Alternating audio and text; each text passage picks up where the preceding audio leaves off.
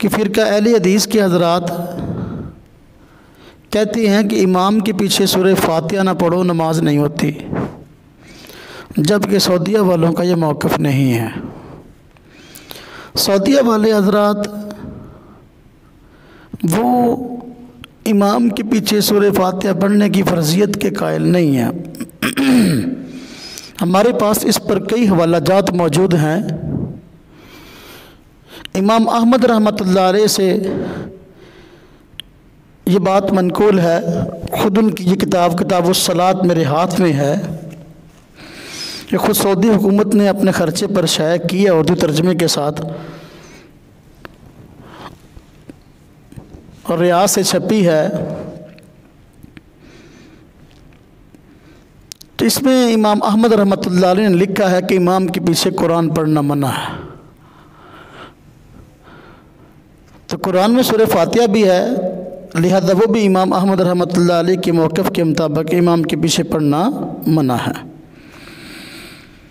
چنانچہ یہ کتاب الصلاۃ اس کا صفحہ نمبر 62 اور 63 ہے، اس میں لکھا ہے کہ مطلقاً امام کے پیچھے قرآن پڑھنا منع ہے۔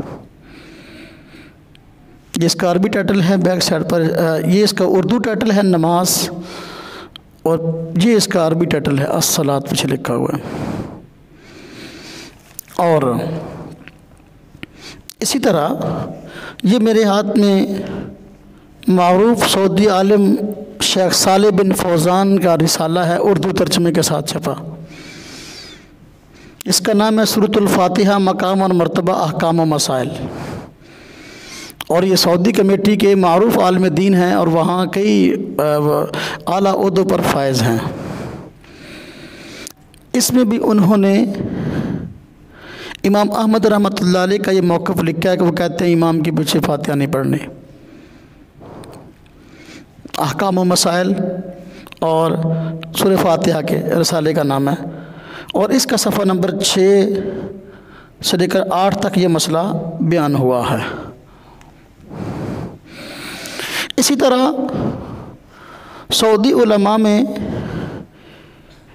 امام کعبہ شیخ محمد بن عبداللہ بن سبیل، یہ ان کے فتاویٰ ہیں میرے پاس،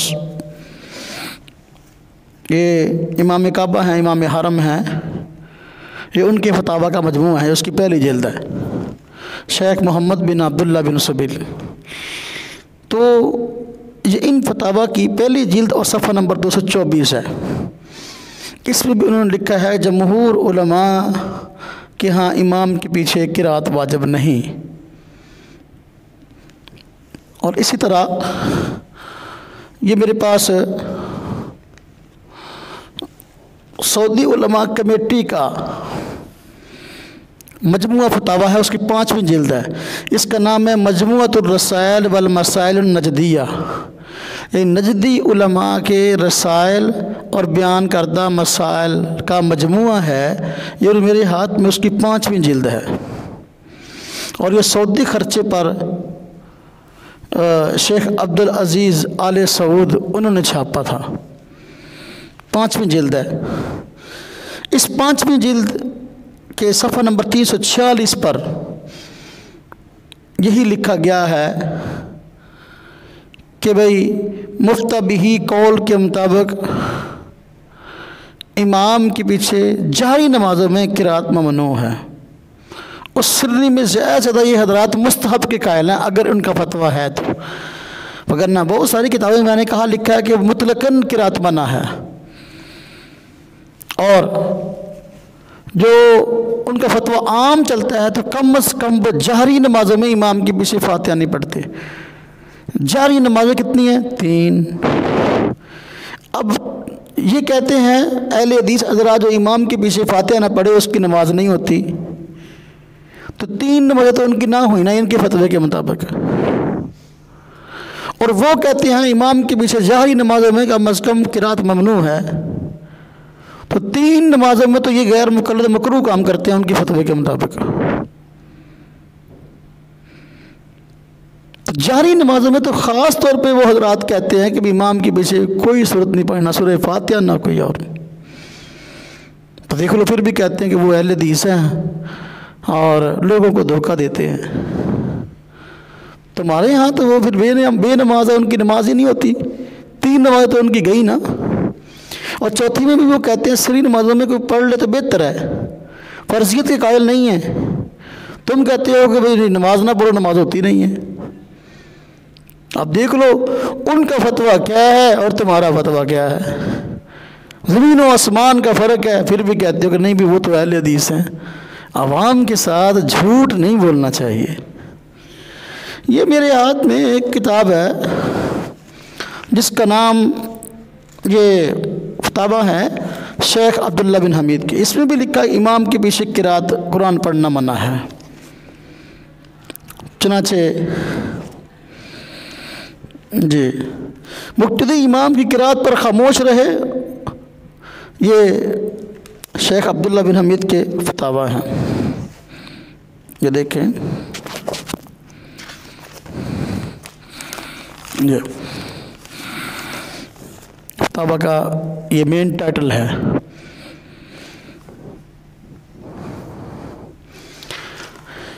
یہ کتاب منہاج المسلم ہے، سعودی عالم ہیں ابو بکر الجزائری، یہ سعودیہ میں مقیم تھے اور سعودیہ میں بھی یہاں کئی عہدوں پر قائم تھے اور ان کا بڑا مقام مرتبہ ہے، اس لیے میں ان کو سعودی کہتا ہوں۔ سعودیہ سے انہیں کتابیں ماشاءاللہ چھپتی ہیں۔ منہاج المسلم یہ معروف سعودی عالم ابو بکر الجزائری کی ہے۔ اس کتاب میں بھی انہوں نے لکھا ہے کہ جاری نمازوں میں امام کے پیچھے قرآن پڑھنا منع، فاتحہ پڑھنا منع۔ اب انہوں نے جو پاکستان کے اہل حدیث ہیں، انہوں نے سوچا کہ ہم یہ کتاب اردو ترجمے کے ساتھ یہاں سے شائع کریں۔ چنانچہ یہ پاکستان میں ادارہ ہے دارالسلام، انہوں نے یہ کتاب اردو ترجمے کے ساتھ چھاپی اور اس میں یہ مسئلہ لکھا ہوا تھا کہ جاری نمازوں میں امام کے پیچھے فاتحہ منع ہے۔ جب یہ کتاب چھپی اور عوام میں پہنچی تو عوام نے ان پر سوال کرنے شروع کر دیے کہ بھئی دیکھو کتاب تم نے چھاپی ہے، تمہاری چھپی ہوئی کتاب کے اندر لکھا ہوا کہ جاری نمازوں میں امام کی جو فاتحہ نہیں پڑھنی، تم کہتے ہو نہ پڑھو نماز نہیں ہوتی۔ اب ان کے لیے مسئلہ بن گیا، پریشانی بن گئی۔ جس طرح میں کہا کرتا ہوں نا، پہلے یہ کتاب چھاپتے ہیں، پہلے چھپاتے ہیں، پھر چھپاتے ہیں۔ اب اس کتاب کو چھپانے لگے کہ یہ تو مسئلہ ہمارے خلاف ہے بھائی، تو انہوں نے لکھا منہاج المسلم، مسلمان کا راستہ، ایک مسلمان کس راستے پر چلے۔ انہوں نے راستہ بتایا کہ امام کے پیچھے فاتحہ نہیں پڑھنی، کم از کم جاری نماز تو خاص طور پر نہیں پڑھنی، تو پریشانی بن گئی۔ اب انہوں نے یہ کتاب دوبارہ چھاپی، مکتبہ دارالسلام، آپ دیکھ لیں فرقہ اہل حدیث کے مکتبوں میں اس کا ایک بڑا مقام ہے، کتابیں سب سے مہنگی ہیں۔ اب یہ کتاب دوبارہ چھپی بڑے سائز کے اندر، ہاں جی، جدید ایڈیشن، یہ تحقیق شدہ۔ تحقیق کیا ہوئی؟ کتاب کے اندر تحریف کر دی۔ ان کے ہاں تحقیق کا نام تحریف ہے۔ کتابوں کے اوپر لکھا ہوتا ہے نا، یہ کتاب ہے، اس کا فلاں مصنف ہے اور تحقیق فلاں کی ہے۔ چھوٹے سے رسالے پر بھی کئی علماء کے نام لکھے ہوتے ہیں۔ عجیب بات ہے، جو تحقیق ہوتی ہے بندہ پڑھتا ہے، بندہ سر پکڑ کے بیٹھ جاتا ہے بھئی یہ کیا تحقیق ہے۔ یہی کتاب منہاج المسلم انہوں نے دوبارہ چھاپی اور اپنی اس پریشانی کو دور کرنے کی کوشش کی جس میں لکھا تھا بھی جائز نمازوں میں امام کی جو سورہ فاتحہ پڑھنا منع ہے۔ دوبارہ چھاپی اور اس میں سے اس مسئلے کو نکال دیا اور اپنا موقف ڈال دیا کہ بھئی امام کے پیچھے فاتحہ پڑھنا ضروری ہے، جاہری نمازوں میں بھی، سری نمازوں میں بھی۔ اب آپ دیکھ لیں کہ جس فرقے کا یہ حال ہے، کہتا ہے کہ میں قرآن و حدیث کی دعوت دیتا ہوں اور قرآن و حدیث کو مانتا ہوں، اس کا یہ حال ہے کہ حضرات کی سعودی علماء کی کتابیں چھاپ رہے ہیں اور ان کے اندر من مانی تبدیلیاں کر رہے ہیں۔ تو یہ دیکھ لیں، یہ اس کتاب کا اللہ آپ کا بھلا کرے، یہ صفحہ نمبر 318 ہے نئے ایڈیشن کا۔ اس کے اندر لکھا ہے جب وہ امام قرات کرے تو تم خاموش رہو، سورہ فاتحہ کے علاوہ قرات کے بارے میں ہے۔ اب دیکھو، حالانکہ اصل کتاب میں یہ لفظ نہیں ہے، یہ سورہ فاتحہ کے علاوہ اور قرات کے بارے میں یہ مسئلہ ہے۔ ان تو لکھا ہے کہ ہر صورت کے بارے میں یہ مسئلہ، لیکن انہوں نے کتاب کو تحریف کر دی۔ جب یہ تحریف کرنا بھی، یہ بھی شاید ان کے ہاں کہیں قرآن و حدیث سے ثابت ہونا، اعوذ باللہ من ذالک، میں تو حیران ہوں کہ یہ لوگ نام قرآن و حدیث کا لیتے ہیں اور جھوٹ پر جھوٹ بولتے ہیں۔ پہلا مسئلہ تو یہ جھوٹ بولا کہ فاتحہ جو ہے جس طرح عام طور پہ کہتے ہیں نا وہ سعودی والے بھی اہل حدیث آسی بھی اہل حدیث، پہلا مسئلہ تو یہ بولا، پہلے جھوٹ بھی بولا۔ اب دوسرا جھوٹ یہ بول دیا، ہاں جی فراڈ یہ کیا، ان کی کتاب چھاپی پھر اس میں تحریف کر دی۔ تو خیر پوری بات کا خلاصہ یہ ہے کہ سعودیہ والوں کے ہاں امام کے پیچھے قرات کرنا منع ہے، خاص سورہ فاتحہ ہو یا کوئی اور صورت ہو۔ اور ایک ان کا یعنی کہہ لیں کہ جو فتویٰ عام چلتا ہے وہ جہری نمازوں کا ہے کہ کم از کم جہری نمازوں میں امام کی وجہ سے فاتحہ پڑھنا مکروہ ہے۔ تو لیکن یہ مسئلہ ان کو ہضم نہیں ہوا، اس لیے انہوں نے کتاب منہاج المسلم پہلے چھاپی، بدنامی ہوئی تو پھر اس کتاب میں تبدیلی کر دی، تحریف کر دی۔ فرقہ اہل حدیث اور سعودیہ والے حضرات کا جن مسائل میں اختلاف ہے، ان مسائل میں سے ایک مسئلہ یہ بھی ہے کہ نماز میں ہاتھ کہاں باندھنے ہیں۔ وہ رسالہ جو پیچھے پڑا مجھے دینا، نماز میں ہاتھ کہاں باندھنے ہیں سعودیہ والوں میں اور فرقہ اہل حدیث کے حضرات میں یہ اختلاف ہے کہ نماز میں ہاتھ کہاں باندھنے ہیں۔ امام احمد رحمۃ اللہ علیہ سعودیہ والے ان کے مقلد ہیں، پچھلے بیان میں میں نے اس پر تفصیل سے حوالہ پیش کر چکا ہوں۔ امام احمد رحمۃ اللہ علیہ کے قول پر وہاں فیصلے ہوتے ہیں سعودیہ کے اندر۔ تو جہاں اور مسائل میں اختلاف ہے، ایک مسئلہ یہ بھی ہے سعودیہ والوں میں اور اہل حدیث میں کہ سعودیہ والے کہتے ہیں کہ ہاتھ ناف کے نیچے باندھنے یا ناف سے اوپر باندھ لو، ناف پر باندھ لو یا ناف کے نیچے باندھ لو۔ امام احمد کا موقف یہ ہے، اور امام احمد رحمۃ اللہ علیہ تو سینے پر ہاتھ باندھنے کے نہایت مخالف ہیں۔ یہ میرے ہاتھ میں رسالہ ہے جو اہل حدیث حضرات کا یہ ہے، اس کا نام ہے 2 ماہی مجلہ نور الحدیث، لاہور سے چھپتا ہے۔ ارشد کمال صاحب اس رسالے کے مدیر ہیں۔ اس کے اندر خود امام احمد رحمۃ اللہ علیہ کا موقف یہ نقل کیا گیا۔ امام ابو داود سجستانی رحمۃ اللہ علیہ کے حوالہ سے مسائل احمد بروایت امام ابو داود سجستانی، صفحہ نمبر 48 ہے۔ امام احمد کا موقف نقل کیا گیا کہ خود امام ابو داود نے پوچھا، کہتے ہیں میں نے امام احمد سے سنا، ان سے نماز میں ہاتھ باندھنے کے بارے میں پوچھا گیا تو انہوں نے فرمایا ناف سے کچھ اوپر، اور اگر ناف سے نیچے باندھے جائیں تو ان میں بھی کوئی حرج نہیں۔ اور میں نے انہیں فرماتے ہوئے سنا سینے کے پاس ہاتھ باندھنا ناپسند ہے۔ یعنی امام احمد رحمۃ اللہ علیہ ناف کے نیچے ہاتھ باندھنے کے قائل ہیں، یہ کہتے ہیں اوپر باندھے تو ناف سے اوپر باندھ لو، یعنی ناف کے اوپر۔ سینے کے اوپر ہاتھ باندھنے کو وہ ناپسند سمجھتے ہیں، مکروہ سمجھتے ہیں۔ اور بعض جگہ سعودی علماء کی کتابوں میں اور سعودی علماء کے بیانات میں یہ وضاحت ہے کہ سینے پر ہاتھ باندھنا یہ یہود کے ساتھ مشابہت ہے، اس لیے نجائز ہے۔ نیٹ پر ایسے کئی سعودی علماء کے بیانات موجود ہیں جنہوں نے کہا ہے کہ سینے پر ہاتھ باندھنا یہ یہودیوں کی نشانی ہے، اس لیے نہ باندھو۔ امام احمد رحمۃ اللہ علیہ مکروہ فرماتے ہیں۔ امام ابو داؤد سجستانی نے مسائل احمد میں نقل کر دیا اور اس رسالے کے اندر اس کا حوالہ دیا گیا، صفحہ نمبر اس کا 70 ہے، اور یہ رسالہ ہے ربیع الاول اور ربیع الثانی کا 1446 ہجری، ستمبر اکتوبر 2024، شعبہ نمبر 5۔ تو امام احمد کا موقف یہ ہے کہ وہ ناف کے نیچے ہاتھ باندھنے کے قائل ہیں، یا کہتے ہیں چلو اوپر باندھو، ذرا اوپر باندھ لو، ناف سے اوپر باندھ لو۔ وہ سینے پر ہاتھ باندھنے کو مکروہ کہتے ہیں، جبکہ پھر اہل حدیث کے لوگ وہ سینے پر ہاتھ باندھتے ہیں۔ یہ میرے پاس کئی حوالہ جات سعودی علماء کے جس میں انہوں نے ناف کے نیچے ہاتھ باندھنے کی بات کی ہے۔ یہ میرے پاس امام کعبہ شیخ محمد بن عبداللہ الصبیر کے فتاویٰ ہیں، اس کی جلد نمبر 1 ہے۔ اس کی جلد نمبر 1 کے صفحہ نمبر 224 اور 25 پر انہوں نے لکھا ہے کہ بھئی ناف کے نیچے ہاتھ باندھ لو، یہ ذرا اوپر باندھ لو۔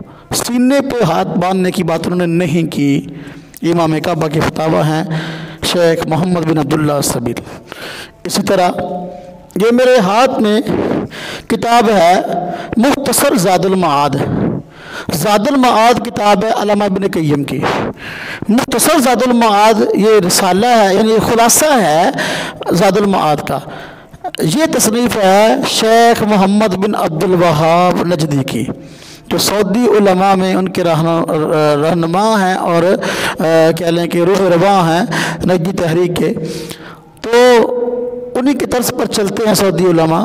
مختصر زاد المعاد شیخ محمد بن عبد الوہاب کی کتاب ہے۔ انہوں نے لکھا ہے کہ مرفوع احادیث جو حضور نبی پاک صلی اللہ علیہ وسلم سے ہاتھ باندھنے کے بارے میں ان میں کوئی صحیح نہیں ہے، البتہ سیدنا علی المرتضی رضی اللہ عنہ سے منقول ہے کہ نماز میں ناف کے نیچے ہاتھ باندھو۔ یہ ہاتھ باندھنا ناف کے نیچے سنت ہے، حضرت علی رضی اللہ عنہ کا حوالہ دیا۔ اب اگر صحابی یہ کہے کہ فلاں کام سنت ہے، اس کا کیا مطلب ہوتا ہے؟ حضور نبی پاک صلی اللہ علیہ وسلم کا طریقہ ہے۔ یہ وہ کہتے ہیں مرفوع حدیث تو کوئی بظاہر صحیح نہیں ہے، تو لیکن یہ سیدنا علی المرتضی رضی اللہ عنہ سے جو منقول ہے تو یہ آیا ہے، اور اس پر اعتماد کرتے ہوئے امام احمد نے فرمایا کہ بھئی ناف کے نیچے ہاتھ باندھو۔ تو یہ شیخ محمد بن عبد الوہاب کی مختصر زاد المعاد، اس کا صفحہ نمبر ہے زاد المعاد کا 28۔ یہ وہ زاد المعاد کتاب ہے میرے ہاتھ میں، یہ سعودی علماء جو لوگ حج کر کے آتے ہیں، عمرہ کر کے آتے ہیں، ان کو ہدیہ دیتے ہیں، تحفہ، اردو زبان کے اندر چھپی ہوئی، ترجمہ اس کا اردو ہوا ہے۔ تو اس کے اندر شیخ محمد بن عبد الوہاب نے ناف کے نیچے ہاتھ باندھنے کو ترجیح دی ہے، اور دلیل میں حضرت علی رضی اللہ عنہ کی حدیث کو پیش کیا، ان کے قول کو پیش کیا ہے۔ اسی طرح یہ ایک تیسری کتاب میرے ہاتھ میں ہے جس کا نام ہے فقہی احکام و مسائل شیخ صالح بن فوزان کی۔ یہ دیکھیں، یہ سعودی عالم جن کا پہلے ہی میں نے حوالہ دیا، سعودی کمیٹی کے اعلیٰ حضرات میں سے ہیں، تو یہ ان کے فقہی احکام و مسائل عربی زبان میں تھے، اور یہاں فرقہ اہل حدیث نے اس کو اردو ترجمہ سے شائع کیا ہے، دارالسلام مکتبہ نے۔ تو اس کی پہلی جلد ہے، اس کے اندر بھی ناف کے نیچے ہاتھ باندھنے کو انہوں نے جائز قرار دیا، اور انہوں نے کہا کہ ناف کے نیچے ہاتھ باندھ لو، جبکہ فرقہ اہل حدیث کے حضرات ہمارے پیچھے لٹ کے پڑے ہوئے ہیں کہ تم لوگ ناف کے نیچے ہاتھ باندھتے ہو، تو یہ تو سراسر خلاف سنت ہے۔ تو دیکھ لو، یہ کہتے ہیں سعودیہ والے اہل حدیث ہیں، جبکہ اہل حدیث نے جو کتاب چھاپی ہے، یہ فرقہ اہل حدیث نے چھاپی ہے، دارالسلام مکتبہ نے چھاپی ہے، اس کی جلد نمبر 1 ہے، اور اس کا صفحہ نمبر 117 ہے۔ اس میں انہوں نے کہا ہے کہ ناف کے نیچے ہاتھ باندھے تو ناف کے نیچے باندھ لو۔ تو دیکھو، وہ ناف کے نیچے ہاتھ باندھنے کو جائز قرار دیتے ہیں، اور امام احمد اس کو سنت سمجھتے ہیں، اور امام احمد کیا ناف کے نیچے ہاتھ باندھنے کی روایت جو ہے وہ صحیح ہے سیدنا علی المرتضی کی، اس لیے تو انہوں نے جو ہے وہ اس کو اپنا موقف بنایا ہے۔ اگر یہ صحیح نہ ہوتی تو موقف نہ بناتے، اور سعودی علماء کے حال میں وہ روایت صحیح ہے، اگر صحیح نہ ہوتی اس کو اپنا موقف نہ بناتے، غیر مقلد کہتے ہیں کہ وہ روایت ضعیف ہے۔ آپ دیکھ لو کتنا فرق ہے زمین و آسمان کا موقف میں۔ یہ میرے پاس کتاب ہے، معروف سعودی عالم شیخ عبدالعزیز المحمد السلمان، یہ سعودیہ میں یونیورسٹی ہے، مہد امام الدعوہ الریاض، یہ اس کے یہ استاذ ہیں اور سعودی علماء میں سے ہیں۔ ان کی کتاب ہے الاسئلہ والعجوبۃ الفقہیہ، الاسئلہ والعجوبۃ الفقہیہ عربی زبان میں ہے، اس کی جلد نمبر 1 ہے میرے ہاتھ کے اندر۔ اس میں جب بات آئی کہ ہاتھ کہاں باندھنے ہیں تو انہوں نے ناف کے نیچے ہاتھ باندھنے کو ترجیح دی ہے، اور کہا ہے کہ ناف کے نیچے ہاتھ باندھو۔ یہ کتاب الاسئلہ والعجوبۃ الفقہیہ معروف سعودی عالم کی ہے۔ غیر مقلد کہتے ہیں کہ ناف کے نیچے ہاتھ باندھنا بالکل غلط ہے، اور سینے پر باندھیں، جس کو امام احمد نے مکروہ فرمایا۔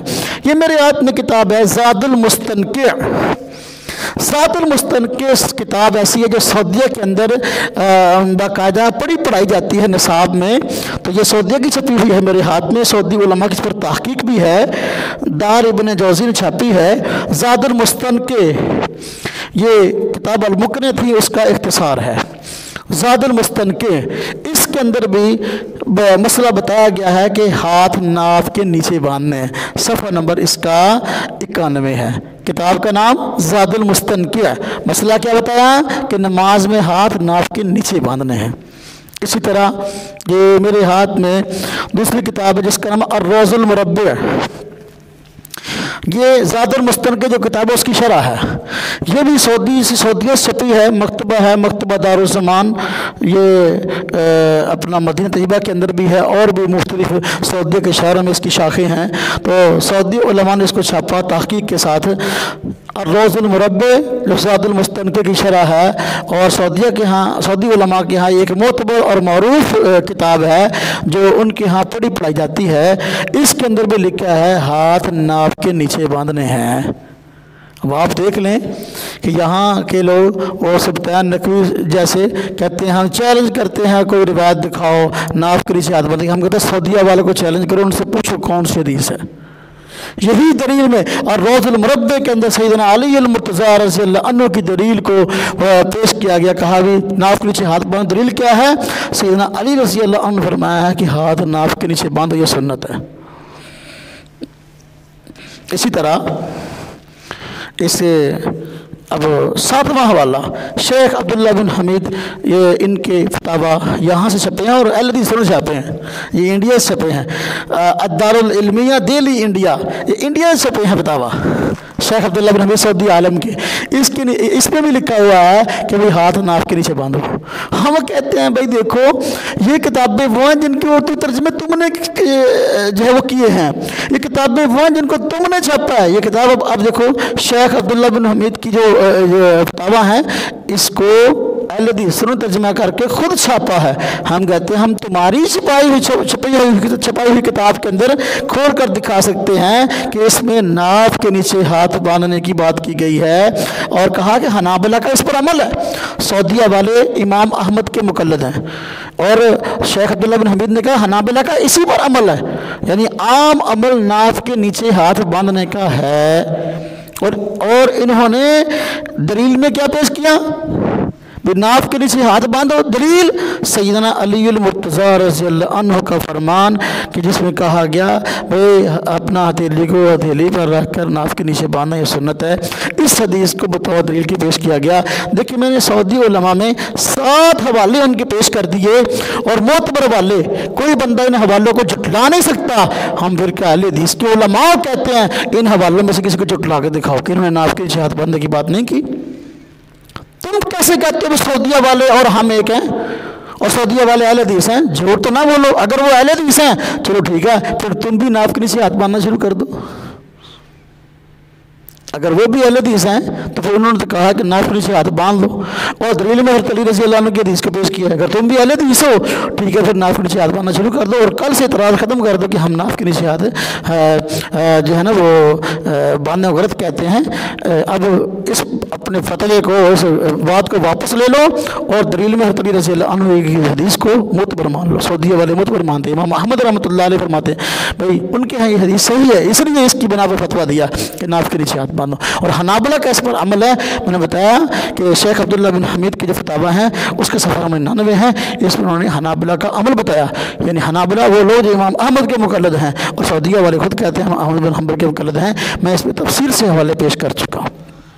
تو اس مسئلے کا خلاصہ یہ ہوا کہ سعودیہ والوں کے ہاں ناف کے نیچے ہاتھ باندھنا نہ صرف جائز بلکہ سنت ہے، جبکہ پھر اہل حدیث کے حضرات ناف کے نیچے ہاتھ باندھنے کو سنت بھی نہیں کہتے، اور بلکہ الٹا اس پر اعتراضات کرتے ہیں۔ ہم کہتے ہیں تمہارے موقف میں اور سعودیہ والوں کے موقف میں زمین و آسمان کا اختلاف۔ اسی طرح تیسرا مسئلہ، مرد عورت کی نماز میں کوئی فرق ہے کہ نہیں؟ تو سعودیہ والے حضرات نے اور پھر اہل حدیث کے حضرات نے اس مسئلے میں بھی اختلاف ہے۔ پوری سعودیہ والے کیا پوری دنیا کے علماء یہ کہتے ہیں سوائے ان فرقہ اہل حدیث کے لوگوں کے کہ مرد عورت کی نماز میں فرق ہے، اور سعودیہ والے بھی کہتے ہیں مرد عورت کی نماز میں فرق ہے۔ کیوں؟ اس لیے کہ مرد اور عورت میں فرق ہے۔ اب جو بندہ مرد اور عورت میں فرق کو سمجھ سکتا ہے تو وہ مرد عورت میں نماز میں فرق بھی سمجھ سکتا ہے۔ اب ان کو کچھ پتہ نہیں ہے، مرد اور عورت کا فرق معلوم نہیں ہے، اس لیے ان کی نماز میں فرق کے بھی قائل نہیں ہے۔ تو سعودی علماء کہتے ہیں مرد اور عورت کی نماز میں فرق ہے، اور انہوں نے اس فرق کو کتابوں میں بیان کیا ہے، جبکہ غیر مقلد کہتے ہیں کہ مرد اور عورت کی نماز میں کوئی فرق نہیں ہے۔ चुनाचे ये मेरे पास किताब अल-अस्इला वल उजूबतुल फ़िक़हिया मारूफ सऊदी आलम शेख अब्दुल अज़ीज़ अल मोहम्मद अस-सलमान के फतावा का मजमुआ और तहक़ीक़ात का मजमुआ अल-अस्इला वल उजूबतुल फ़िक़हिया छपा, इसकी पहली जिल्द है और इसकी पहली जिल्द के सफ़ा 111 पर मर्द और औरत की नमाज में फ़र्क को बयान किया गया है। इसी तरह ये दूसरी किताब है शेख नीचे वाली इमाम काबा शेख मोहम्मद बिन अब्दुल्ला बिन सबील, उनके फतावा हैं, उनके फतावा का जिल्द नंबर 2 है। तो उनके फतावा के जिल्द नंबर 2 में भी मर्द और औरत के नमाज में फ़र्क बयान किया गया सफ़ा नंबर 287 के अंदर। तो कहते हैं मर्द औरत की नमाज में फ़र्क है। इसी तरह ये सारी पकड़ा दें। सऊदिया वाले हजरात ने ये तरीका शुरू किया हुआ है, जो किताबें वो समझते हैं कि ये पाकिस्तानियों के लिए मसाइल के समझने में नफ़ामंद हैं, तो वो उर्दू तर्जमा करा के उनको तोहफे में देते हैं जब वो हज के लिए जाते हैं। तो ये मेरे पास एक किताब है ख़वातीन के मखसूस मसाइल। ये किताब सऊदिया वाले हजरात फ्री तकसीम करते हैं, उन ख़वातीन को देते हैं जो वहाँ से हज करके आती हैं, क्योंकि इसमें वो मसाइल लिखे हैं जो ख़वातीन के साथ ख़ास हैं। अब किताब का नाम क्या है? ख़वातीन के मखसूस मसाइल। मखसूस का मतलब क्या होता है? कि जो मसला सिर्फ औरतों से मुतल्लिक़ है, मर्दों से मुतल्लिक़ नहीं है।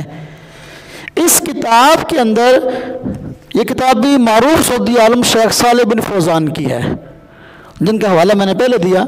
शेख सालेह बिन फौज़ान ये मारूफ सऊदी आलम हैं और सऊदी कमेटी के सदर हैं, सऊदी कमेटी के अहम अरकान में से हैं, अहम अरकान में से हैं, सदर नहीं, अहम अरकान में से हैं, बड़े जो अरकान हैं।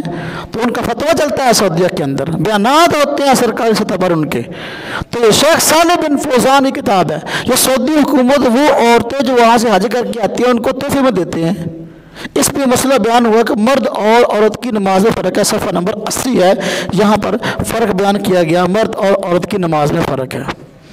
अब ये किताब जब वहाँ से छपी तो हज करने वाली ख़वातीन को मिली, तो यहाँ पर पाकिस्तान में जो फ़िरका अहले हदीस के लोग थे ना, उनके लिए परेशानी बन गई कि सऊदीया से किताब छप के आ गई जिसमें लिखा हुआ मर्द और औरत की नमाज में फ़र्क है, जबकि दिन रात ये डंडोरा पीटते हैं फ़िरका अहले हदीस के लोग, मर्द और औरत की नमाज में कोई फ़र्क नहीं है। तो इनके लिए परेशानी बन गई। इसलिए इन्होंने फिर यही किताब यहाँ से उर्दू तर्जमा के साथ पाकिस्तान से शाया की और इस किताब पर बड़ा जुल्म किया। ये देखिए मेरे हाथ में किताब है, यही शेख सालेह बिन फौज़ान की किताब। इसको जमात दावा वाले कुतुब खाने, जमात दावा उनका कुतुब खाना है दारुल अंदलुस लाहौर में, जमात दावा कुतुब खाने ने इसको छापा। पहला जुल्म ये किया, किताब का नाम बदल दिया। किताब का देखो असल नाम क्या है? ख़वातीन के मखसूस मसाइल। इन्होंने नाम बदल कर नाम रख दिया ख़वातीन के दीनी मसाइल। कहाँ ये उन्वान ख़वातीन के मखसूस मसाइल, कहाँ ये उन्वान ख़वातीन के दीनी मसाइल? तो देखो पहला कारनामा ये अंजाम दिया, किताब का नाम बदला ताकि कोई बंदा पढ़कर ये ना समझे ये मसला सिर्फ औरतों के मुतल्लिक़ है, नाम बदल दिया। नंबर 2, शेख सालेह बिन फौज़ान जो सऊदी आलिम हैं, इन्होंने ये किताब लिखी थी समझाने के लिए भी ये मसले औरतों के मुतल्लिक़ हैं। इन्होंने ये किया कि इस किताब के अंदर से वो सारी इबारत उड़ा दी, ख़त्म कर दी, हज़फ कर दी, खा गए, जिसमें लिखा था मर्द और औरत की नमाज में फ़र्क है। ये सारी बहस ही निकाल दी और किताब उर्दू में शाया कर दी यहाँ से, जिसका नाम है ख़वातीन के दीनी मसाइल। अब जब शेख सालेह बिन फौज़ान सऊदी आलम किताब लिख रहे हैं और उसमें फरमा रहे हैं कि मर्द और औरत की नमाज में फ़र्क है, उनकी किताब पाकिस्तान में फिर अहले हदीस के लोग छाप रहे हैं, ये जमात दावा वालों ने छापी है, उसके अंदर से ये बहस निकाल दी कि मर्द औरत की नमाज में कोई फ़र्क भी है कि नहीं। तो ये इन हजरात की दयानतदारी है कि ये बहस निकाल दी बिल्कुल, कि ताकि कोई बंदा हक बात को समझ ना सके। इसी तरह इनका एक और कुतुब खाना है लाहौर के अंदर ही, जहाँ दारुल अंदलुस है उसके बिल्कुल करीब ही है, उसका नाम है दारुल इबलाग। ये उस मकतबे ने इस किताब को छापा तो उसने और नाम रख दिया इस किताब का, उन्होंने नाम रखा था ख़वातीन के दीनी मसाइल, हालांकि किताब का असल नाम क्या है, ख़वातीन के मखसूस मसाइल। तो अब इन्होंने क्या नाम रखा, तोहफ़ा बराए ख़वातीन, तोहफ़ा बराए, नाम बदल दिया। नाम बदलने की वजह तो है ना जी, वही वजह कि शेख सालेह बिन फौज़ान सऊदी आलिमा, उन्होंने तो ये किताब लिखी थी बताने के लिए भी ये मसाइल औरतों के साथ ख़ास हैं, तो लिहाजा नाम तो ख़वातीन के मखसूस मसाइल, तो इन्होंने नाम बदला, नाम रखा तोहफ़ा बराए ख़वातीन। नंबर 2, उन्होंने यहाँ मसला लिखा था ख़वातीन के मखसूस मसाइल में कि मर्द और औरत की नमाज में फ़र्क है। कुछ मसाइल ऐसे हैं जो अलग तौर पर, यानी कि काम ऐसे हैं, नमाज का तरीका ऐसा है जो औरत को मर्द के अलावा इख्तियार करना पड़ता है, इसलिए कि मर्द की शख्सियत का तकाज़ा और है, औरत की शख्सियत का तकाज़ा और है। लेकिन इन्होंने क्या किया, इन्होंने डबल जुल्म किया, बल्कि ट्रिपल जुल्म किया। एक तो किताब का नाम बदला, दूसरा जुल्म ये किया कि शेख की असल इबारत किताब से निकाल दी, जो उनका मौक़िफ़ था वो निकाल दिया, ये दूसरा जुर्म। तीसरा जुर्म ये किया कि अपना मौक़िफ़ इस किताब में डाल दिया और कहा है कि मर्द और औरत की नमाज में कोई फ़र्क नहीं है, जो कहते हैं फ़र्क है वो गलत कहते हैं। 3 जुर्म किए, एक किताब छापी है, किताब का नाम बदला, असल जो किताब की बातें थी वो निकाल दी, और तीसरा अपना मौक़िफ़ डाल दिया और कहते हैं हम अहले हदीस और हम कुरान हदीस के अलावा कोई काम नहीं करते। ये कुरान हदीस में कहा आया कि दूसरे लोगों की किताबें छापो और उनके नाम बदल दो, उनकी असल इबारतें निकाल दो और अपनी इबारतें दाखिल कर दो, और ये कुरान हदीस का तकाज़ा। अस्तग़फिरुल्लाह अस्तग़फिरुल्लाह। मैं कहता हूँ आज लोगों को झूठ बोल बोल कर अपने तरफ लाते हैं, ये नाम कुरान हदीस का लेते हैं क्या। ये एक और मकतबा है इनका, वो भी लाहौर में है, शिरकतुल इम्तियाज़ पीछे लिखा हुआ है, शिरकतुल इम्तियाज़ मकतबा। इन्होंने किताब का नाम बदला, नाम रखा तोहफ़ा ख़वातीन। किताब का नाम क्या है, ख़वातीन के मखसूस मसाइल, जो हाजियों को मिलती है, जो हज करके आते हैं, तो नाम बदला। फिर जो असल शेख ने लिखा था मर्द और औरत की नमाज में फ़र्क है, उस मसले को निकाल दिया। फिर तीसरा जुल्म फिर ये किया कि वो मौक़िफ़ निकाल के अपना मौक़िफ़ दाखिल कर दिया, किताब को छाप दिया। अब आम बंदा जब ये किताब खोलेगा तो धोखा खाएगा, कहेगा यार देखो ये सऊदीया से किताब छप के आई है, या ये सऊदी आलम लिखने वाले शेख सालेह बिन फौज़ान, तो उन्होंने लिखा है कि मर्द औरत की नमाज में कोई फ़र्क ही नहीं है। कितना बड़ा धोखा है कि आम आदमी जब इस किताब को पढ़ेगा वो कहेगा यार अगर सऊदीया वाला आलमी झूठ बोलता है या गलत बात करता है, फिर किस पे एतमाद करें। तो लिहाजा आम बंदे को धोखा देने के लिए असल मौक़िफ़ निकाल दिया, अपना मौक़िफ़ दाखिल करके किताब छाप दी। ये इनकी खिदमत है जो दीन के नाम पे कर रहे हैं, किताबें छापते हैं सऊदी उलमा की, उनमें तब्दीलियाँ कर रहे हैं। खैर, तो ये मर्द औरत की नमाज में फ़र्क है, और इस पर सऊदी उलमा के हवालाजात मैंने पेश किए हैं, जबकि फिर अहले हदीस के हज़रात कहते हैं मर्द और औरत की नमाज में कोई फ़र्क नहीं है। एक मसला इस हवाले से जो बहुत ही अहमियत का हामिल है, बहुत अहमियत का हामिल है, उसको समझने की ज़रूरत है कि सऊदी उलमा इस मौक़िफ़ के कायल हैं, अगर कोई शख्स अपनी बीवी को इकट्ठी 3 तलाक़ें दे दे तो वो 3 होती हैं, और पूरी दुनिया के उलमा का यही फतवा है। ये फिर अहले हदीस निकला है, इन्होंने ये मौक़िफ़ अपनाया है, कहा कि 3 तलाक़ें अगर कोई बंदा दे दे तो वो 1 होती है, 3 नहीं होती। ये मौक़िफ़ या मरज़इयों का है या शियों का है, ये सुन्नियों का मौक़िफ़ नहीं है। दुनिया के, पूरी दुनिया के मुसलमान ये फतवा देते हैं 3 तलाक़ें 3 है। तो सऊदीया वाले उलमा, उनकी कमेटियाँ बनी हुई हैं, उन्होंने इस पर कई हवालाजात दिए हैं, अपनी किताबों में फतवे दिए हैं कि 3 तलाक़ें 3 हैं। अब ये लोगों को झूठ बोलते हैं कि सऊदीया वाले अहले हदीस हैं, लिहाजा हमारा उनका नज़रिया एक है, तो हालांकि ज़मीन और आसमान का फ़र्क है। अब ये कितना बड़ा मसला है, हराम और हलाल का मसला है। एक बंदा अपनी बीवी को अगर इकट्ठी 3 तलाक़ें दे दे तो ज़ाहिर बात है कि फिर उस औरत से उसका निबाह नहीं हो सकता, उसके साथ नहीं रह सकता, शरई तौर पर ये नाजायज़ है। लेकिन ये कहते कोई नहीं ले आओ, कोई मसला नहीं है। सऊदी उलमा के मेरे पास इस समय 11 हवाला जाते, मेरे पास मुझे किताबों के 11 हवाला जाते, वो कहते हैं 3 तलाक़ें देने के बाद कोई बंदा अपनी बीवी को घर नहीं ला सकता, उसकी बीवी जुदा है और हमेशा के लिए जुदा है। ये मेरे पास किताब है, सऊदीया से छपी है, और सऊदी हुकूमत ने इसको छापा है अपने जो है वो खर्चे पर। इमाम अहमद रहमतुल्लाह अलैह किताब उस सलाह थी, किताब उस सलाह नमाज किताब, اس میں ضمن انہوں نے اس مسئلے کو بیان کیا اور کہا کہ 3 طلاقیں دینے کے بعد خاوند اپنی بیوی کو اپنے گھر نہیں لا سکتا۔ اور امام بخاری رحمۃ اللہ علیہ بخاری شریف میں چیپٹر قائم کرتے ہیں باب من اجاز طلاق الثلاث، اور وہ کہتے ہیں 3 طلاقیں دو 3 ہوتی ہیں، لیکن یہ حضرات حرام کاری کرواتے ہیں اور کہتے ہیں 3 طلاقیں دینے کے بعد جو ہے بیوی گھر لا سکتے ہیں۔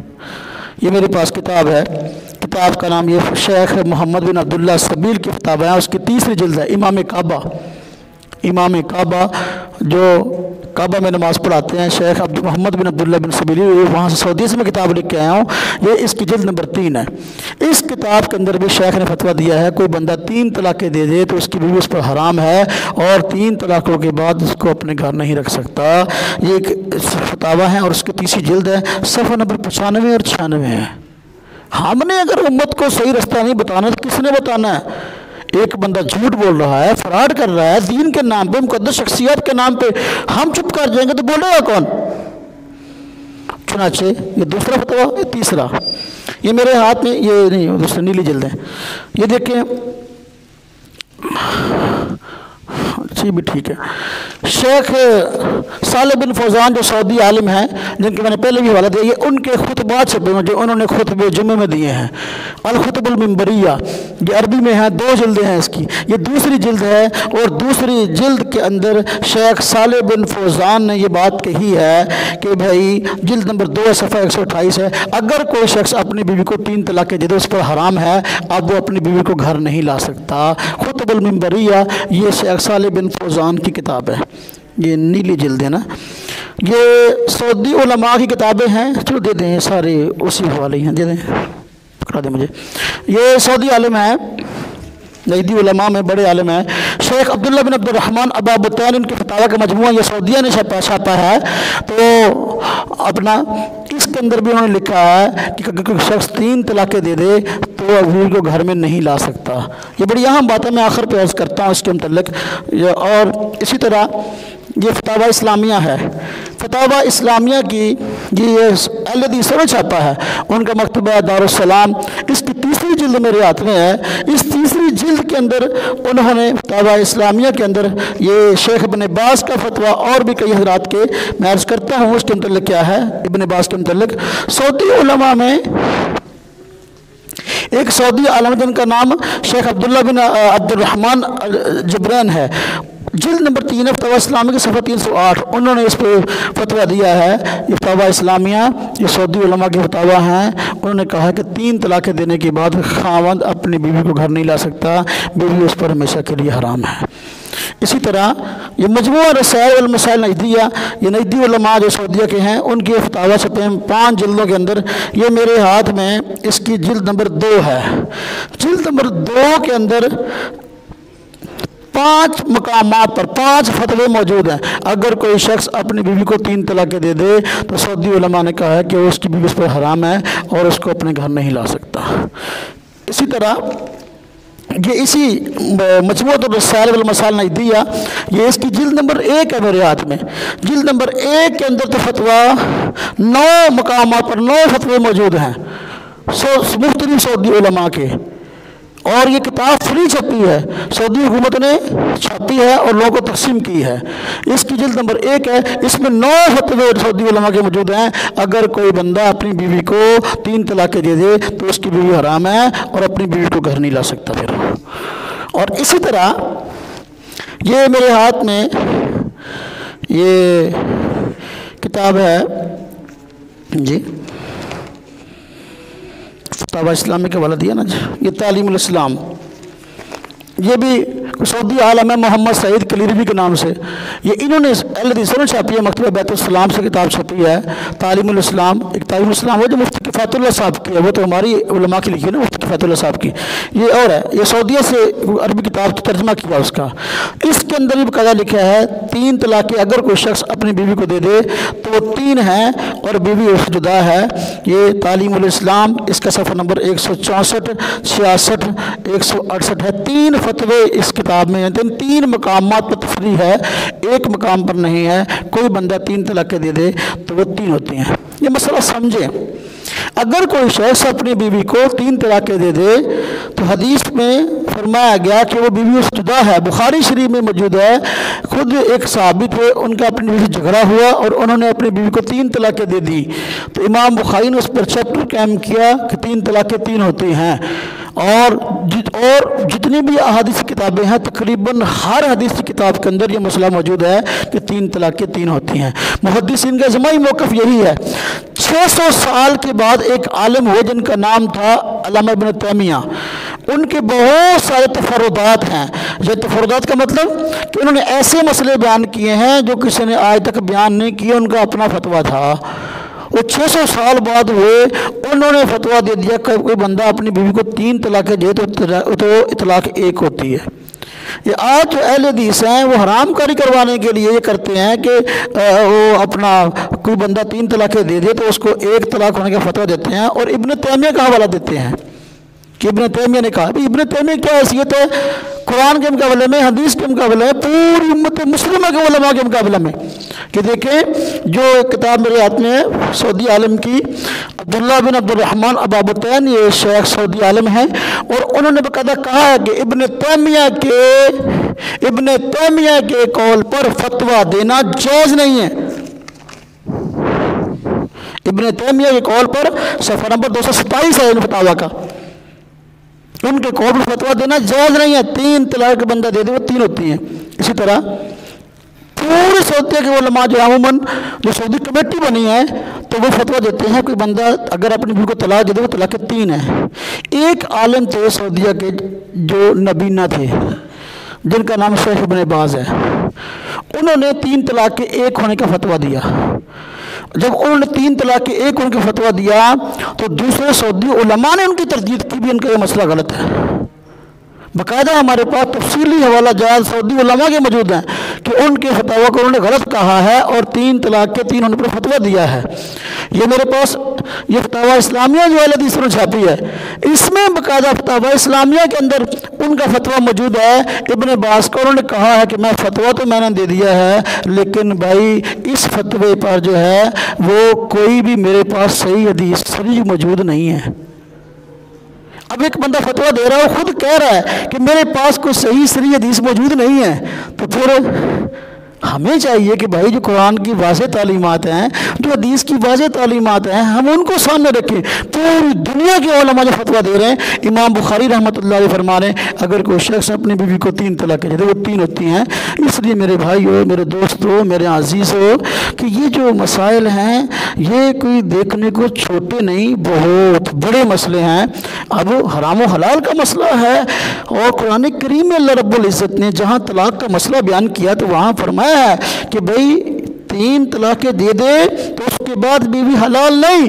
फ़इन तल्लक़हा फ़ला तहिल्लहु मिन बाद हत्ता तनकिह ज़ौजन गैरा, अगर वो 3री तलाक़ दे दे फिर हलाल नहीं, दूसरे के सामने शादी करे जाकर। लेकिन अब अगर कोई शख्स कहता है कि नहीं, अल्लाह पाक ने कुरान करीम फरमाया ये अल्लाह की हद बंदियाँ हैं और अल्लाह की हद बंदियों को क्रॉस ना करो। अब जो बंदा क्रॉस करके जाएगा दुनिया और आखिरत में नुकसान उठाएगा।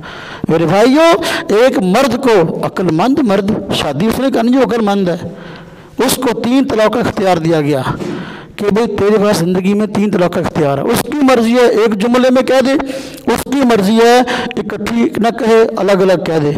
इसलिए ये बहाना न बनाओ कि भाई हमने तो तलाक़ गुस्से में आकर दे दी। तलाक़ होती गुस्से में। कब तलाक़ होती है? हंसी मजाक में। कब ऐसा होता है कि मियाँ बीवी बहुत खुश हों, कंपनी बाग में सैर करने के लिए गए हुए हों और वहाँ जाकर खाओ सो कहे भी आज उसको 3 तलाक़ें, तो भाई तलाक़ होती गुस्से में है। लेकिन अक्लमंद बंदा अपने गुस्से को हमेशा कंट्रोल रखता है और अपने मुस्तकबिल को देखता है। हमारे यहाँ मसला ये है कि फतवा मसला आलिम से तलाक़ देने से पहले नहीं पूछते, पहले तलाक़ दे देते हैं फिर पूछते हैं हुण मैं की करा। यही गल अगर पहले पूछ लो तो आलिम दस दिंदा कि भाई अगर तुम तलाक देनी है तो 1 दो, दूसरी ना दो, तीसरी ना दो। यही मसला आलिम से पहले पूछो ताकि घर बर्बाद होने से बच जाए।